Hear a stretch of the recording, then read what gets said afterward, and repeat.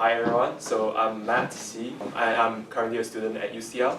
I'm a Witty player from Singapore and I'm currently 5 dan. So I've been in the Singapore national team for the past 10 years or so and participating in a couple of international competitions. Honestly, I'm really glad to be here because I feel like Go over the years has developed into a social activity for me. So I'm really happy to be able to find this community in London as well, and get to meet everyone here. So today we'll be going through a game review of two of the best professional players currently alive.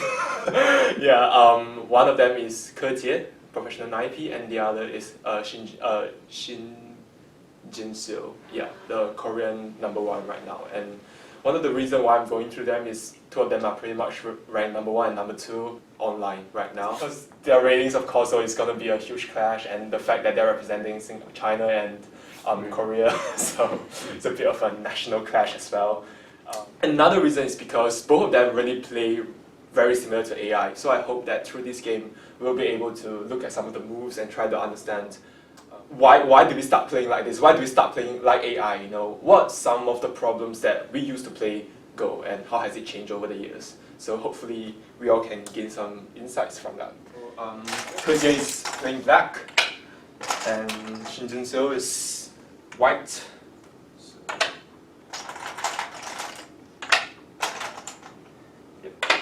So honestly, first thing I wanted to explain is over here. So the actual game Ke Jie played here is like a typical Ke Jie move because I think he did a lot of research using this. But usually as intermediate or beginner players, when we are playing the start game, we usually want to play something like this or like this, something along this side. Reason being, next move when white plays over here, black is able to play something around here as a form of pincer, so you'll be able to develop the territory and the moya on this side. Compared to if you are playing like this, it feels very flat. So for example, if white plays here or here, and let's just play something normal, in the future if white plays here, you realize that black is flat. So black actually don't really get a lot of the advantage of itself having being able to have one extra stone compared to white. But this is just based on theory, and to professional players, theories sometimes don't really work. So yeah, this is how it happened in the actual game. White played here, and then black played here. Yep. So I believe when we started playing Go, when we started on 13x13 board, this is a very common Joseki, one of the first that we learned. Then white can actually just play like this.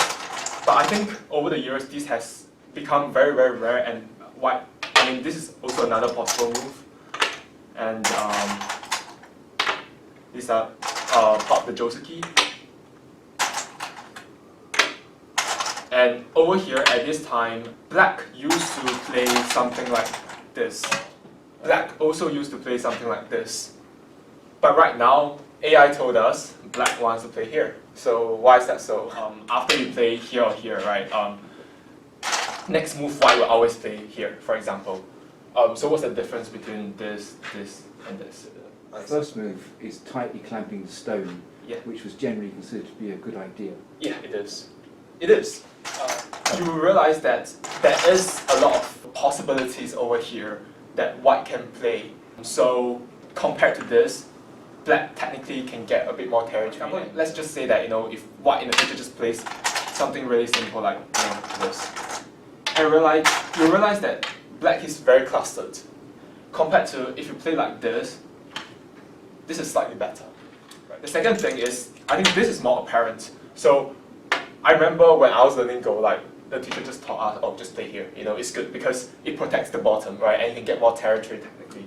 But right now, what AI actually is trying to emphasize is that if white plays here, black probably will need to answer in some ways, right? And these two exchange makes white a lot thicker. Then white can potentially play something further away and protect and develop the top a lot more. So, which is why right now black plays here. So compared to here, if white plays here, black will be able to play like this, and black's head will be a lot stronger. And maybe in some cases black can even play here, double honey. Very small difference, I believe, for beginners or intermediate players. Doesn't really make a difference, but just something to bear in mind. Yep. Now white has a few different options as well. So the most common move we have right now is to play here. Or you can play here. In the actual game, you play here. What's the difference, right? So let's analyze the two moves, top and bottom first. So in the actual game, white played here, a bit more about protecting the territory on top compared to here. Because if white plays here, black has an immediate next move, which is to play here. Imagine that if this side is black, right? Black can just play something like this. Just play something really simple. And what you'll realize is that after this exchange, black is able to contain white within this small area where white is really thick, but it's not really efficient. So this comes to a very important goal concept that is trying to add thickness to the other person's thickness pretty much. So if the other person is already very thick, maybe you can play some kind of moves that you can get a centi out of it to make the opponent even thicker, and you can actually profit from this exchange. Which is why white might want to play below, but playing below also has a not so good consequence, which is that if black plays here, it becomes a bit weird for white. If white ignores first, right, black will be able to play something like this, and this is just not acceptable for white, because by playing here, black is really too thick, white is not getting that much territory and so on. So white needs to respond like this, black plays like this,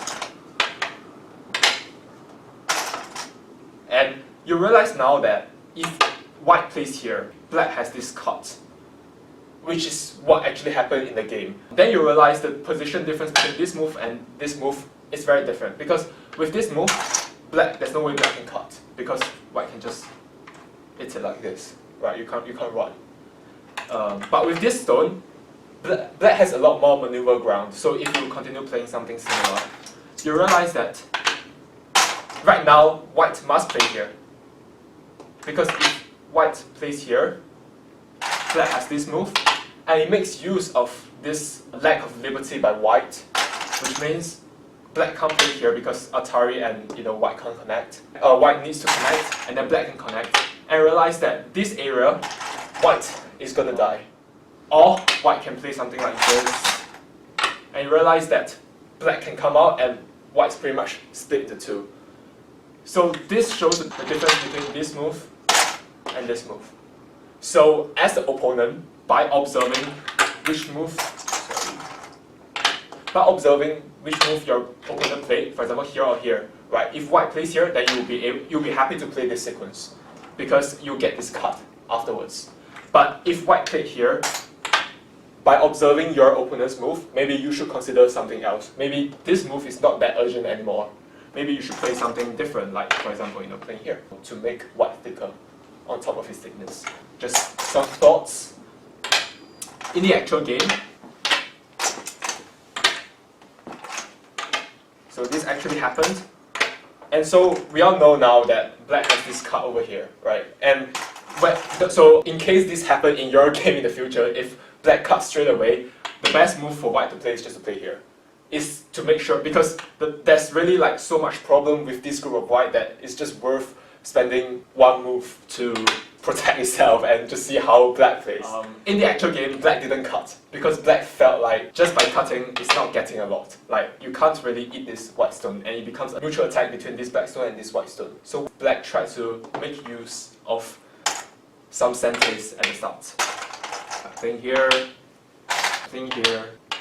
So right now, actually, white has the option to play something like this, or just play here, and then black plays in. This will be an immediate exchange of how this game will be going. So it becomes like this. Black will be mainly getting all the territory, while white will need to try to sort something out of the moya. But if you block here, then black cut. This will be more of a mutual fighting game that we'll see later on. I think the reason why AI Shin didn't decide to play here is because he's too familiar with Kejie. He knows that Kejie's strategy is always to try to get as much territory as possible. Then after that, just do some random funny things inside the territory, and then you don't have territory, and he has all the territory. Yeah. So this actually happened. So now let's try to see what's the difference. What's the point of it playing this move, right? The purpose of playing this move is that usually, if after we did this exchange, right, if black still plays here, you realize that white can play here. right? But now what this exchange does is that white plays here, white is a lot less thick from the outside. Right now, black played here. So it's kind of like an AI move to play Sansan, even though I know that everyone learned the Sansan Joseki when they were young. For example, let me give a different situation, for example, something like this, right? And then, since we are in the AI age, you know, black can just go in and play Sansan anytime, anywhere, and it won't be a bad move. But back when we were learning Go, this is a very bad move. Reason for that is being, the teacher will be like, okay, you observe and you realize that if you play something like this, right, which is a Joseki that we all learned when we were young, you realize that by playing Sansan, you are actually helping white to make more of a Moya. But right now, the idea is that when you are playing like this, maybe black plays one more, there is still a lot of maneuver ground within this entire territory over here.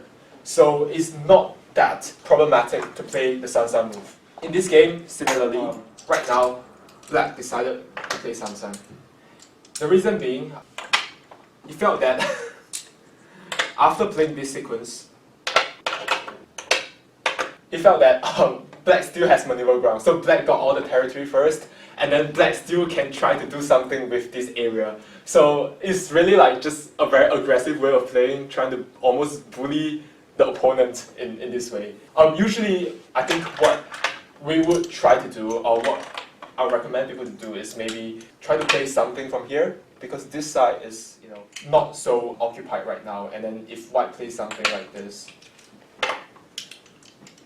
you can technically try to make white slightly, you know, more compressed to this side, where you have a lot of maneuver ground on this side, compared to, you know, getting all the territory pretty much. And then I believe that most of us amateur players, we won't dare to do anything with the inside, because it just seems like it's dead. White got the center and then white played here. So this is one of the most important moves. So this move, it has two purposes. One is to reduce the black Moya on this side, and the second, of course, is to continue protecting on the top. So it's a very, very good move, very important move. But yeah, this is a very, very good move. So when we are in our gameplay, now looking at the whole board, right, thinking about where should we be playing, I always try to observe something that is big, and also if there is something that's urgent, is bigger than big. You get what I mean? So of course things like, for example, oh, you know, me attacking this black stone, or me playing here is super big. It's like, you know, the consequence, like how you are supposed to continue on the play. But this is of like pertinence importance right now. Like you gotta just play this move right here, because if you don't play it, if black gets a sente, I don't know. Maybe Keje is like trying to think of playing here, or maybe he's just trying to play here. But even if, you know, he offers everything for white, even if you realize that black's Moya here is nowhere smaller than white's Moya. So this is like super important. Just compare the visual impacts of, like, you know, the variation just now and this one. Sorry? Is that playing at the border of two Moya in effect? Yes, it is. That's a very good description, yeah. Black played this move. So this is very big as well. So it might seem like an endgame move to us, right? You know, playing on the second line, you know, usually we are like, this is like an endgame move. But in this case, and this is actually a sequence that finishes the entire Joseki, it's very important to play this move, because with this entrance to the inside of white's Moya, it's not just, you know, like, you know, you can play here. Of course, this is possible as well, depending on the situation, right? But you can even play things like this, because now black don't just need to, like, you know, make sure black is inside, because if white plays here, black can jump back. So white needs to care about the bottom as well. And then so black pretty much got two options right now. It's like a Miai. You can either go back from here, or you can jump out from here. So this entire Moya becomes a lot smaller, while black is gaining more territory on the corner. Very good move as well. That I think moves like this is very worth learning to improve our gameplay. By playing something like this and here. Okay. Yep. So next, I would like to ask, where would the next move be? Yeah. I quite fancy 15-15. Yeah. Yeah. Oh, okay. Yeah, it's a good move. Actually, this is something that I really wanted to cover as well. So right now we observe the entire board and we realize that black has a lot of territory, potential territory, like almost like a Moya on this side. Even with this move, we can still make a lot of territory, right? Should we just go in something like this? I mean, personally, my preference is always to to shoulder hit, because this shape of black stones right here is not like this, right? So if it's like this, it's not as good to shoulder hit. But if black is like this, usually we would like to shoulder hit because it makes the black. That is a possibility, but another possibility I think a lot of beginners want to do is they observe that, okay, this side has a lot of territory, so let us just dive all the way in, right? And maybe play something like this, right? And then if black, protects, okay, sure. Let me play like this. Something like this, right? You're just trying to go into black's territory and try to get everything. But these are not what we would recommend. There is a very important concept that I want to cover right now, which is trying to attack to go into the opponent's territory. So in the actual game, white played here. By attacking this black stone, you realize that, for example, black tries to leave. I don't know, something like this. Something like this. And you realize that with this stone around, now you realize that it's kind of different. Because without all this sequence, you trying to go in straight away, black can gain a lot from the bottom, right? But if you are able to get this sente and try to attack black so that black has to go into the corner to play something, then if you still play the same thing, even if you still play the same thing, you realize that with this stone, black has somewhat, white is a lot safer to go in, and black has no potential at the bottom of this entire thing. So it is a very important concept that I think we should incorporate into our gameplay. So when you see something that you can attack, and it has something to do with the opponent's Moya, try to attack it first. Try to attack it because you will be able to potentially gain some kind of profit in terms of like thickness or something. So it makes it easier for you to approach the other person's Moya.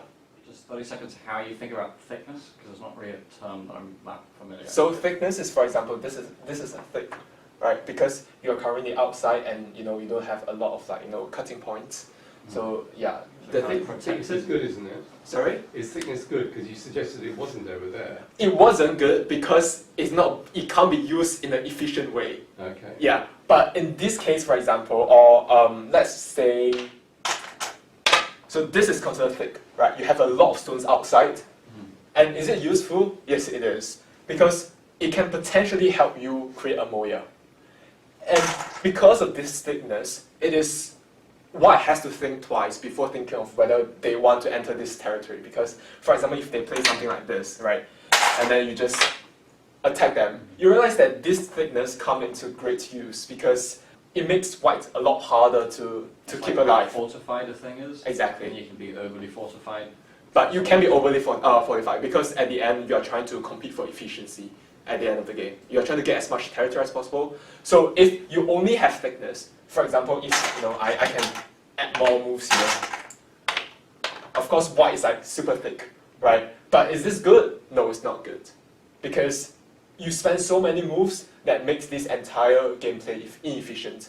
So while you are playing and fortifying your own area, black can play a lot of other things. For example, completing the entire side and then gaining more territory without you being able to do anything.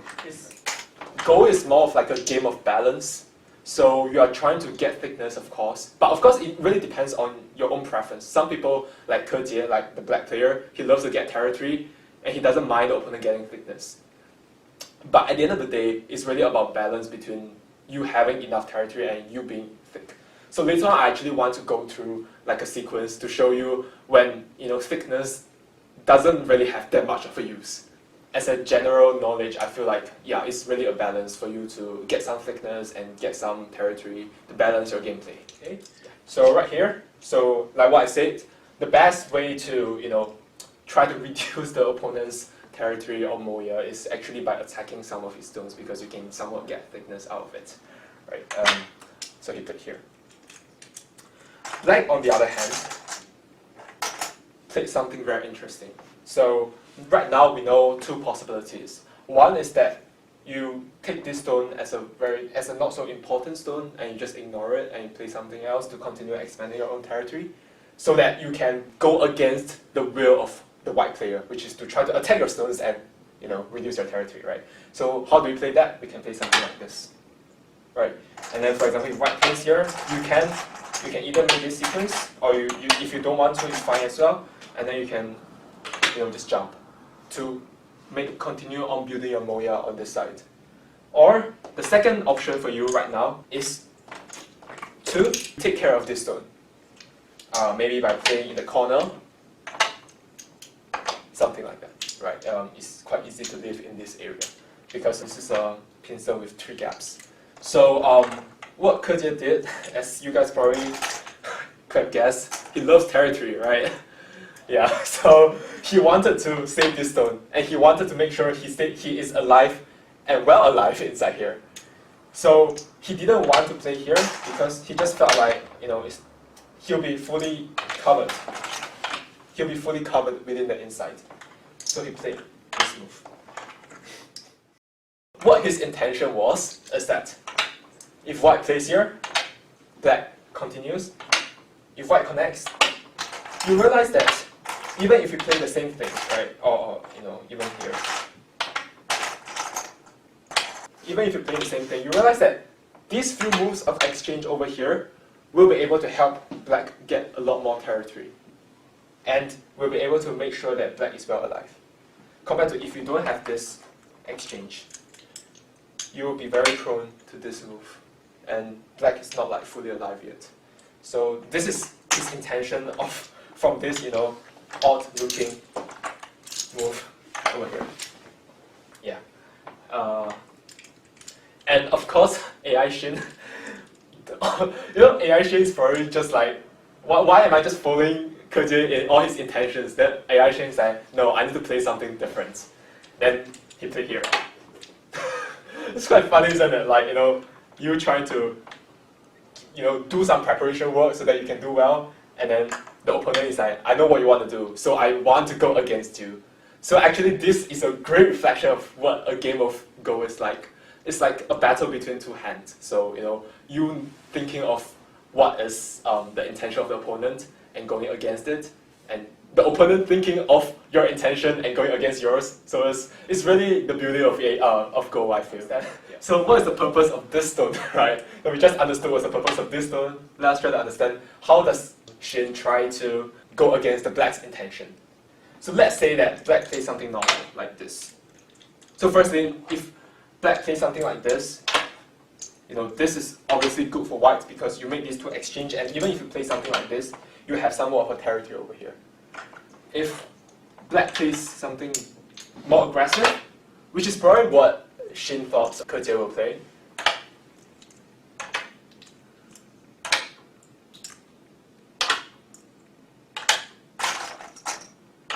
so right now, black needs to play here because if not, this is too painful. And then white can hane first, and white can play here. So now you realize that black will be able to capture white stones, but white will be able to make a lot of profit from the outside, something like this, and then white is able to fully occupy the 2 black stones over here. And so while black is able to get the entire corner, white will be super thick on the outside, and white might be able to play things like this or like this to launch a full attack on these 2 stones. So this is what white is trying to do. It's like a probing move. You are trying to see what opponents will answer, so you can decide how you're going to deal with this area. If the opponent tries to answer in a more normal way, you probably will be able to get some profit from this exchange. If the opponent plays something aggressive like this, you'll be able to thicken yourself up as a form of exchange, and you'll be able to launch an attack on the rest of the black stones. So we can all understand also that for Go as a game, it's also about a balance of what you're getting, like just now, thickness and territory, right? In this case, it's the same. If you are trying to get area, probably you are not going to get thickness. If the opponent chooses thickness, you probably can get some benefit from the territory side. Yep. So in the actual game, black just play here. connects, and then white connects, and then black connects. So it might seem like both of them came to like a conciliation of what will happen here. But actually through this exchange, white gained a little bit. Mainly because, for example, okay, and then after that, let's just show what happened after that. This thing happened, okay? So it's almost like, this is a normal shape that we'll see, right, you know? But you realize that for here, black has 2 stones, and you only managed to play like a 2-stone gap. Whereas, while white has 2 stones, it managed to play a 3-stone gap. And from the fundamentals that we learned, of course, this is better than this, right? And then now we did a few exchange, which is like, you know, it doesn't really matter that much. And so by doing this, you'll understand that actually white profited a little bit from this exchange. Because black played this exchange as well. Oh, black played this exchange. It's pretty much trying to see what white wants to do over here. White play here. So now, this is another question that I think would be good to think about. So which side is bigger?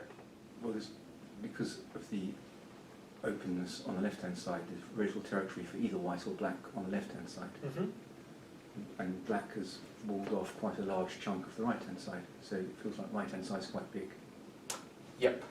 So actually it can work like this. Firstly, you realize that anything that happens to have a Sun Joseki on the corner, usually the side is not going to be very big because black is already at a very low position, which makes it very easy to go into the opponent's territory, but makes it very hard to make its own territory from here. So if, for example, white plays something like this and black ignores, and you realize that black can't get a lot of territory like this, because you realize that maybe you'll get 5 to 10 points over here, and that's about it. So that's the value of this side. On the other hand, if white plays something like this, you realize that white can't get much too, because firstly, black has this kind of moves to go inside, and secondly, even if you just count up and white plays something else, you realize that there's nothing much here. It's like maybe 15 points. So for both sides, like what I said, with Sun Joseki on the corner, usually the side is not going to be very big. Compared to this side, which is going to be very big, because if white doesn't play, black can play this move and realize that, oh my god, like this Moya is coming alive, right, after so many moves. So this is how you really compare where should you play. So, you know, I know a lot of time when we are playing during mid-game, we are like, okay, should we play this side or should we play the other side, right? You can do a rough calculation of, if I play here, how much am I going to get? If the opponent plays here, how much is he going to get? And then you do a comparison between that and the other side. And then you can make a judgment of where you should be playing. Yep. So, of course, AI Shin knows his stuff. And this is an AI move to attack the rest of the black. And right now, a lot of us will be like, oh my god, it's going to get into my territory, so block. But this is not how we are supposed to play.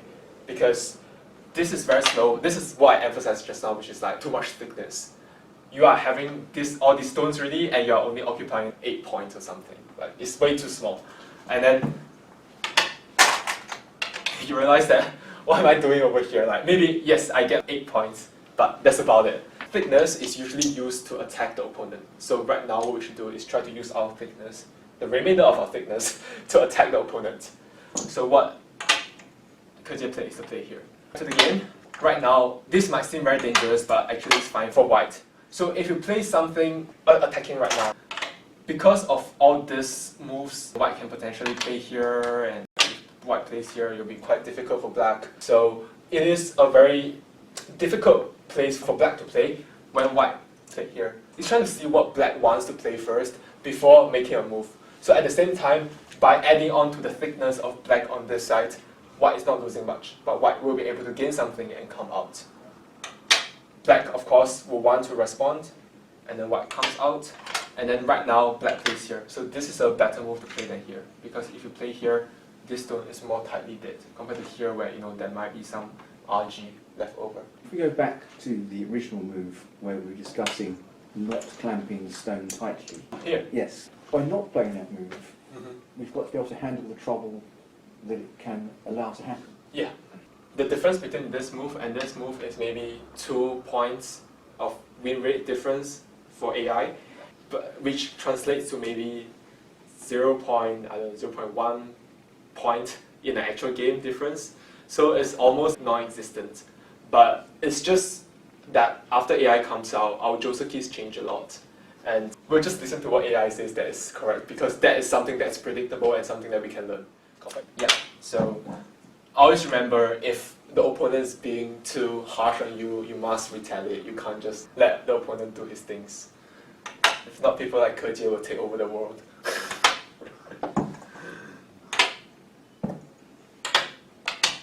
Yep, so something like this, right here, and then white cards. So this is another move that shows us white is trying to add thickness on your thickness. So you'll be like, oh, I can eat white. I can play here, play here. It's like, oh yes, I managed to eat white. But if you play this sequence, you might as well just lose the game. Yes, you ate white, you got maybe 4 points, and white got everything on the outside. And white was like a very dangerous group of stones, and then now white is able to come up very, very easily. This is what white is trying to do by cutting over here. So black needs to retaliate, so black play here. So what this move is trying to tell you is that, okay, if you connect, maybe I can play something like this, so I can eat you and you have to jump out. And this move will be a sensei that helps me get a profit from it. But of course, AI Shin won't want to do anything like that. So I can play like this, and then here. So this is a very good move, because you are not just responding to what the opponent is playing. You are trying to play something that kind of protects and prevents him from getting his intention, but at the same time, you will be able to have a better efficiency from this move. So why is that so? Let us see. So by playing this move, so black can't cut. If black cuts, black can cut. Black plays here. So black will be like, okay, let me just extend, right? And you realize that you can't play here anymore. You can't block white. Because if you block white, there is a Tari over here. And then you realize that white can eat everything. This move over here is actually trying to protect this cut. So this obviously has a better efficiency than if you just respond directly. Yeah, it's something that we can add to our gameplay as well. So by just play something, by thinking what is the opponent trying to do with our group. And yes, so he wants us to connect. But is there anything else that we can think of that is able to protect this cut as well, but at the same time has better efficiency? So natural game here.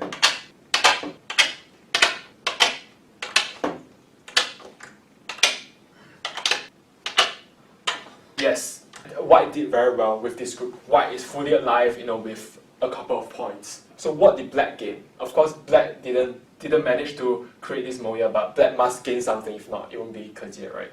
So black played here, and then black played here. So what is the intention of this move?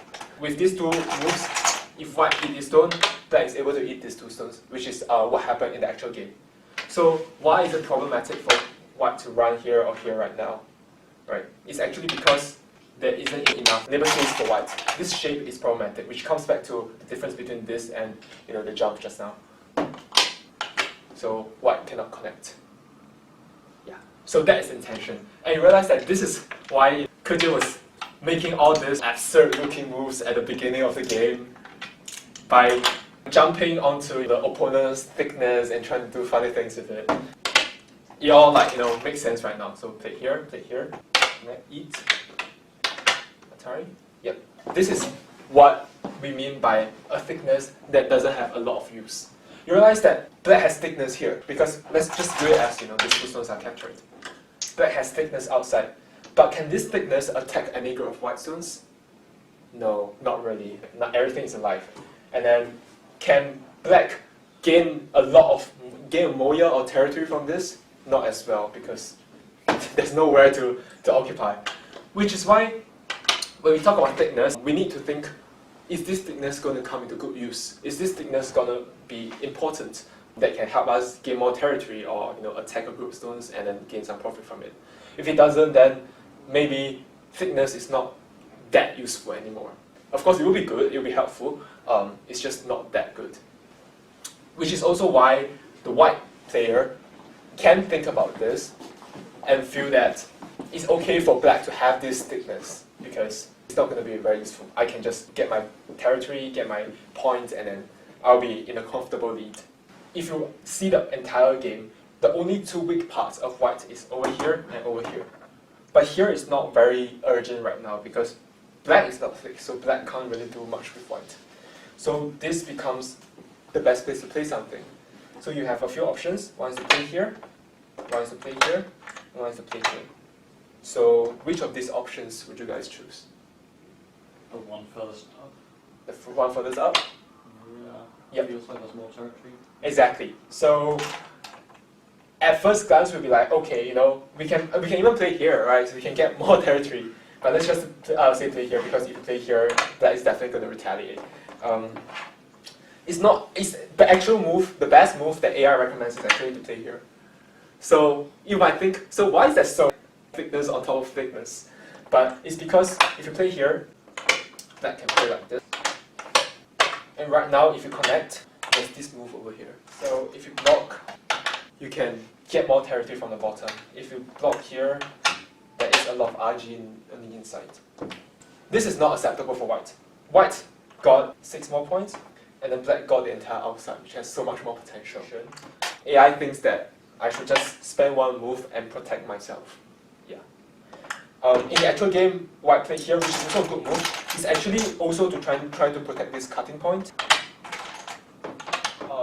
Black should have played here, because this continues to expose this cutting point. If white plays here to protect the bottom, black can get a chance at a fight over here. So you can see that the game changes immediately again. It becomes into a fighting game again. In the actual game, it was like this. It might seem like a very normal move, but actually by now, black is almost losing. Yeah. So right now, black has 2 options as well. One is to play here, one is to play here. Play here. You realize that with this thickness, you can't really make a good moya out of this. Occupy like one side, for example, but you can come in from the other. If you want to do something with this side, white can come in from the other side. So this is a very difficult situation for black because with all this thickness, black still can't make any territory out of it. And given that black is already losing, it's just not helping black. So with that in mind, black decided to play something more extreme, which is just to try to occupy the entirety of outside and try to make sure this group of black is good. Oh, sorry. Connect. Atari. So right now, black can technically extend. Okay, why is that so? You know, white can eat, right? These 2 stones. This is 3 liberties, and then this has 2 liberties. But there's a good move for black right now, which is to play here. And then you realize that white can't go out. It's like, it might look like that there's a lot of cutting points, but pretty much black is able to contain white within this area. Yeah, so if white eats, black can connect, and this will be able to fully contain white, and it might seem that, okay, this is a good move, right? Usually, at the start of the game, this might be a very good move. But in this case, no, because black is already very thick. If you add more thickness to this current thing, black is also not going to gain more territory. Right now, towards the end game, what's important is for you to try to get as much points as possible from the game. So this is not ideal, which means black needs to play here, and then right now, white played here. Another AI move. This is actually like very difficult to imagine. So why is that so? It's because if white extends normally, right, black can play here, black can go back very comfortably, and maybe white needs another move or something. The white player is not contented with this, and white felt like, okay, if I play here, now Atari as well, white can go down. It's a very difficult situation, and there's no way black can play anything. So in the actual game, black just extended. White play here. Black has to connect this because even though black ignores, black can stay alive, but the outside is just completely gone.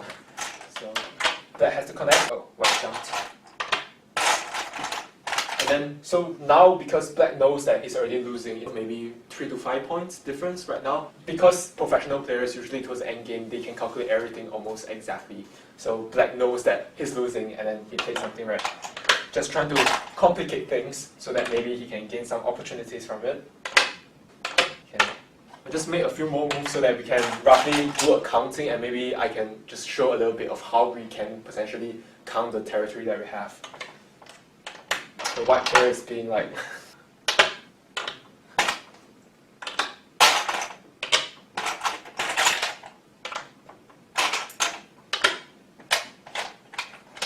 need to come back.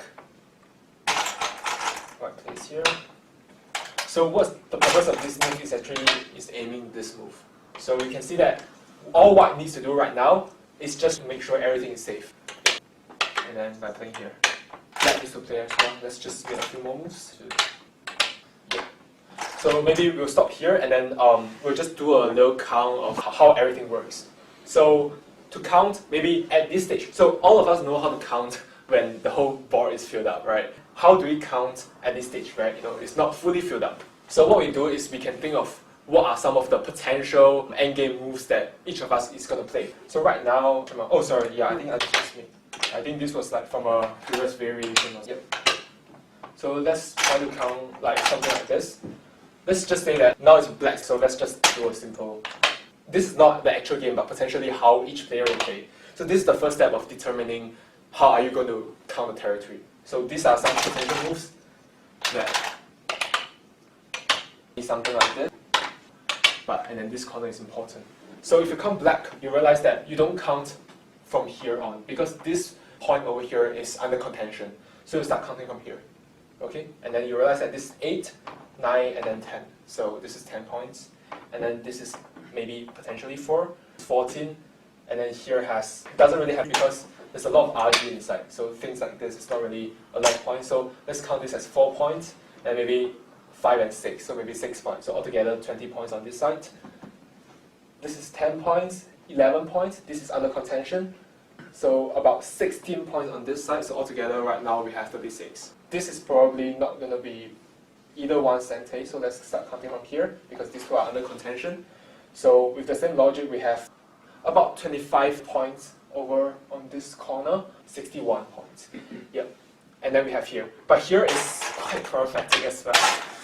Because in the future there is this move which black can't play here, so if black plays here for maybe 6 points, and there might be a bit of a risk of black dying, so black needs to be very, very careful here. So maybe let's just count it as maybe 5 points, so maybe altogether 66 points. So now, what does white have? White has here, this is under contention, but with this move, right, you might think that, okay, maybe white has some points over here, just like this. So white will have 13, and these are under contention with this big lake inside. So altogether 13 to 14 points, and then 15, 16, 17, 35 points. So white maybe has altogether about 60 and a bit more. So you realize that just now black has 66, right? And then white has about 61 to 62. Black is leading by 5 points, but because the Komi, so to the two professionals, they know that black is actually losing because of this marginal difference.